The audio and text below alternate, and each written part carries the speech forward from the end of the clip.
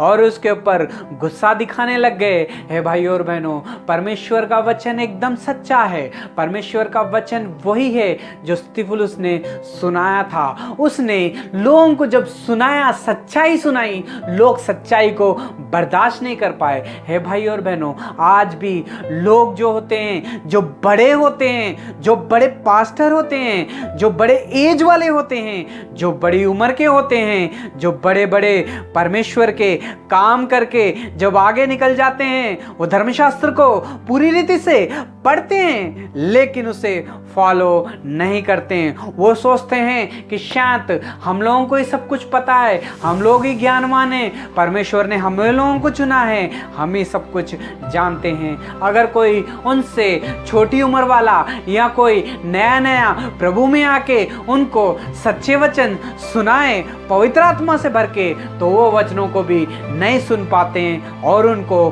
फिर से उनके ऊपर गुस्सा रख लेते हैं। हे भाई और बहनों, ऐसा हमारा जीवन भी बहुत लोगों के बीच में गुजर चुका है। कई लोगों को हम लोगों ने वचन भी सुनाया होगा, पर कई लोगों ने वचन को नहीं सुना होगा।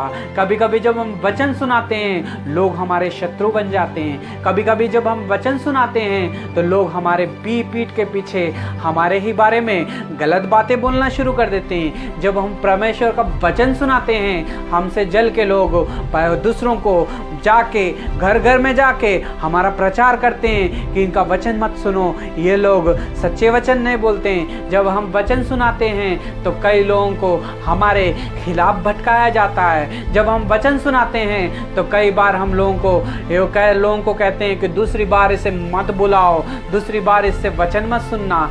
कई लोग जब हम वचन बोलते हैं, जो जलने वाले लोग होते हैं, वो कभी कभी हमसे प्रार्थना करना बंद करा देते हैं हमारे से, और हम लोगों को वचन बोलना और हमसे सुनते नहीं हैं और दूर कर देते हैं। हे भाई और बहनों, जब परमेश्वर का सच्चा वचन सुनाने के लिए हम लोग जाएंगे तो इस दुनिया में यही कुछ होगा। लोग हमें पसंद नहीं करेंगे, लोग हमारा आदर नहीं करेंगे। लोग जब हम बोलेंगे तो लोग सुनेंगे नहीं, क्योंकि उन लोगों के मन में ये रहेगा कि इससे ज़्यादा मैं जानता हूँ, इससे ज़्यादा मुझे धर्मशास्त्र के बारे में पता है, इसे क्या पता, ये तो कल का आया हुआ एक छोटा सा लौंडा है।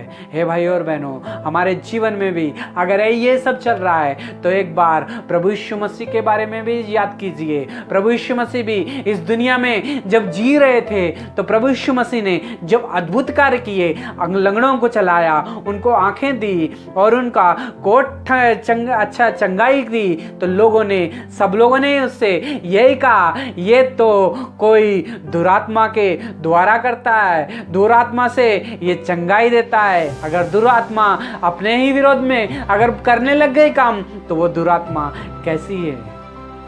हे भाई और बहनों, आज अगर परमेश्वर के दास जो कोई वचन सुना के अगर बदनाम हो रहे हैं, अगर वचन सुना के कोई उसकी नहीं सुन रहा है, अगर वचन सुनाने के बाद में लोग उसके ऊपर गुस्से में हैं या लोगों को भटकाया जा रहा है उसके बारे में, तो आज वचन कहता है कि उसके लिए खुश होना और उन्हीं के लिए प्रार्थना करना। जब स्तिफनुस के ऊपर जब लोगों ने दांत पीसना शुरू कर दिया, तो तब उसका हाथ और पैर दोनों को बांध दिया। उन लोगों ने उसके हाथ बांध दिए और उससे पूछने लग गए कि तू क्या कर रहा है, क्या बोल रहा है, हमसे ज़्यादा वचन को जान रहा है। और स्तिफनुस ने उससे वो आसमान की तरफ देखा और उसने कहा कि मैं परमेश्वर को मैं यीशु मसीह को परमेश्वर के दाहिने बैठा हुआ देख रहा हूँ। उन लोगों को और गुस्सा आ गया, ये परमेश्वर को देख रहा है, यीशु मसीह को देख रहा है, वो भी स्वर्ग में देख रहा है, ये झूठा है, ये धर्मशास्त्र के बारे में नहीं जानता,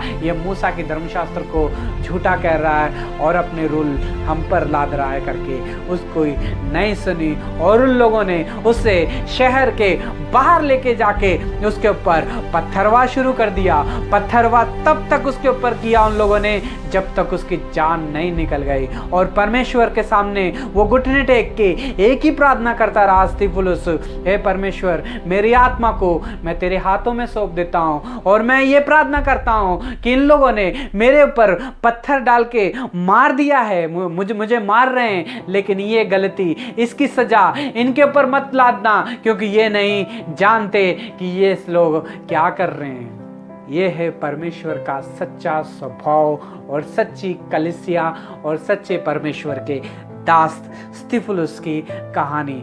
और हम इससे हम ये सीखते हैं प्यार करना हमें कैसा हो, प्यार करना कैसा है, ये स्तिफनुस से हम सीख सकते हैं। जैसे प्रभु यीशु मसीह ने मरते मरते जान देते हुए उसने भी यही प्रार्थना की थी, हे पिता, इन्हें क्षमा करना कि ये लोग नहीं जानते कि ये लोग क्या कर रहे हैं। यहाँ पे जब स्तिफनुस को जब पत्थर मारा गया तब स्तिफनुस भी यही प्रार्थना कर रहा है, हे पिता, इन्हें माफ कर देना, क्योंकि ये लोग नहीं जानते कि ये लोग